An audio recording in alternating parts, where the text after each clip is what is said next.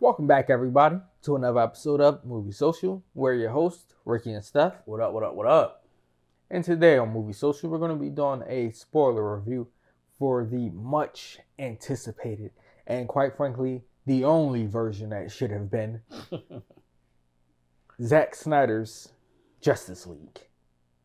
Out now on HBO Max. And it is worth the 4 hours and 2 minutes long. But before we get into that, if you like what we're doing on this channel with these reviews, go ahead and subscribe to the channel, like the video, and share the channel and video with your family and friends. Okay, so for those that have watched both the Justice League and Zack Snyder's Justice League, I think we all can agree the Justice League that came out in theaters should have never, ever happened. And I think HBO now recognizes they did make a mistake in changing directors, because that was complete garbage compared to this. Now, with me, shoot me, I don't care. With me not watching the first one, for whatever reason, people want to get mad at me, whatever. I don't know the pain that others went through. So this is more so going to be me asking, I'm going to review it, but I'm going to be asking questions to the person who watched both of them. I'm going to make this man watch the original one too. Why? Well, not the original, but the other. So, all right. Just so you can feel the suffer. So what you said, I didn't know. Who was the first director? Zack Snyder. So this was all, everything that came from the second one. I mean, the one that came out in theaters came from this one and them doing some reshoots. He cut out a whole lot of stuff that was in this, and then did some reshoots from other stuff, because there was a lot of scenes that we seen that had not once been shown in the other one.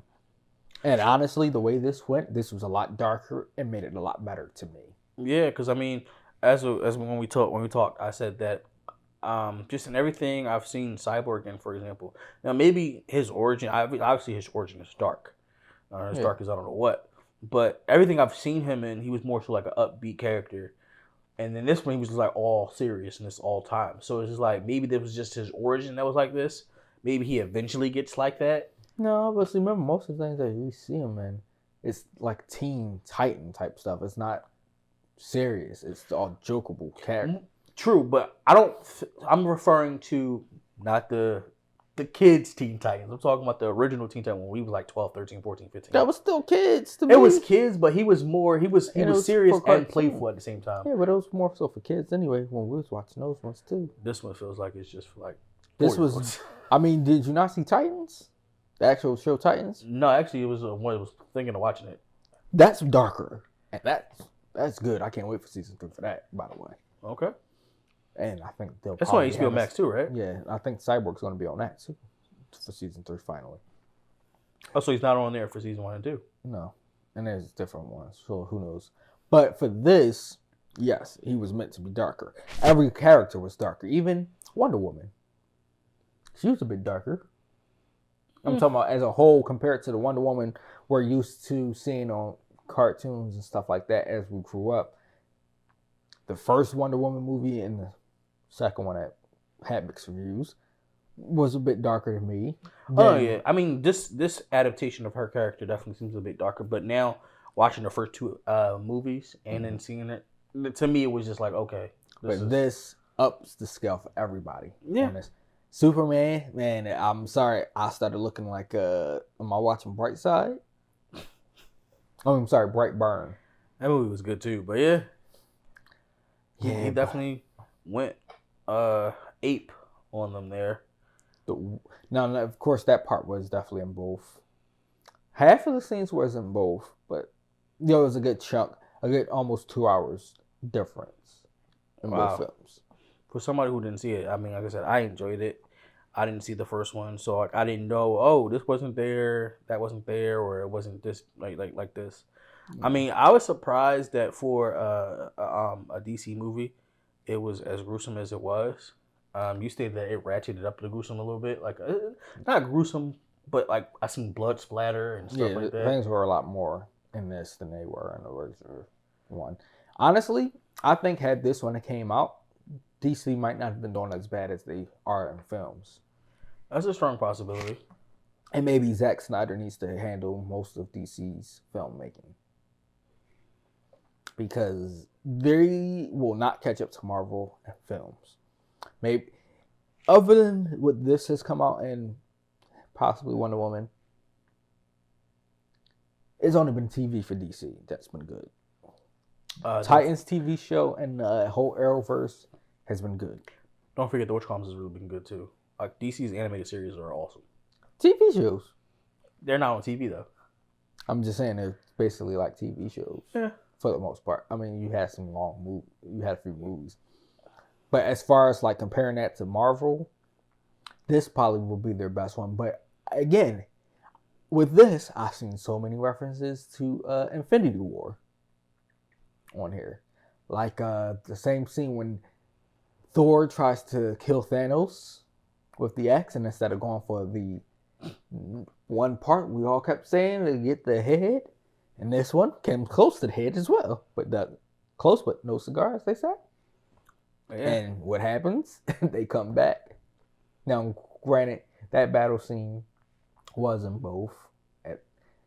Now, that scene also reminded me of Endgame when everybody popped back up from the blip. I'm just sorry. It had too many similarities, but granted, both were being filmed around the same time, so we didn't really get this one to be shown before the other to ideas. I definitely appreciated seeing the Flash tap into the Speed Force to travel time back or whatever the case may be. Oh yeah, that was dope. I still have my reservations about this version of the Flash, but I'll allow it because of multiverse. I'm gonna be honest. I wish they would have just had the characters that played the TV show characters to play in movies as well, because it kind of gets annoying. Like I said, this is the first time I've seen this. I just don't know if this Barry is just as smart as the comic book Barry. I mean, there's multiple Barry Allen. True, because the Barry Allen that I'm accustomed to, he's smart. He's goofy in a way, but he's super smart too. Well, I mean, this one was smart too. I mean, did you not see his lab and all that? He built the suit himself. He did a lot of that stuff himself. True. Yeah. Granted, why I think we should have just had the TV versions playing those. Now, they said there wasn't going to be any Green Lanterns in this. There were 2. Now, of course, they didn't really do much any of that, but they appeared. Just glad it wasn't Ryan Reynolds Green Lantern. I'm more than sure Ryan Reynolds is happy about that too. I definitely was shocked that I wasn't shocked. Well, yeah, I was shocked again because I didn't watch the first one. To see The Martian. Now that was not in the first one. Really? No, that was not. Wow. See, like I said, I guess I was treated to a little surprise there because again, you said it wasn't there. Yeah, there's a lot of things that weren't there that was in this one that actually to me made it better, and it fit the narrative. Now, granted, a lot of things that was in this set it up for a possible sequel, and yes, sure. HBO has said that the door is possibly open for Zack Snyder to do a second one. I definitely wouldn't mind it. Now, that might be the only way I want to see Justice League again, because honestly, given the crap from the first one, you can call it a day. I'm done with it.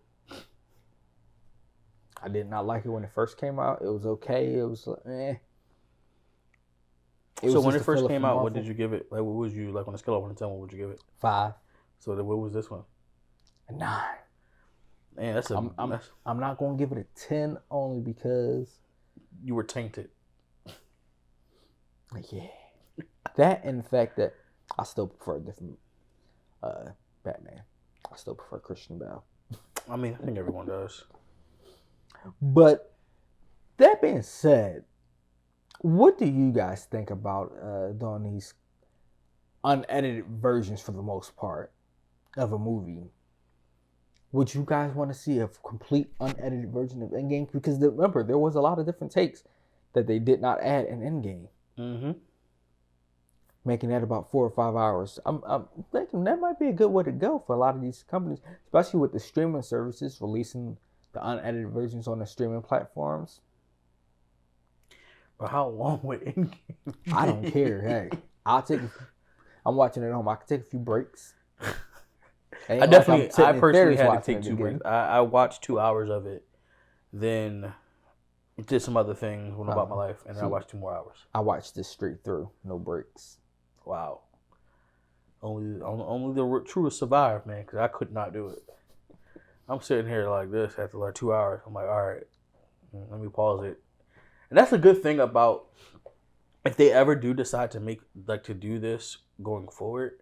I think they only need to do it on platforms, like streaming platforms. Well, I don't think they could do it in theaters because there have been movies where they've done long movies like this, but they do give you intermission in between certain stuff at certain parts. They cut it like how they did it in parts or acts, which is I appreciated that. Breaking it down. It gave you chapters. It was basically like chapters. Yeah, no, I like that too. This might be the way to go for some things, especially in the comic book realm, in my opinion. What do you guys think about it? Let us know in the comments below, and until next time.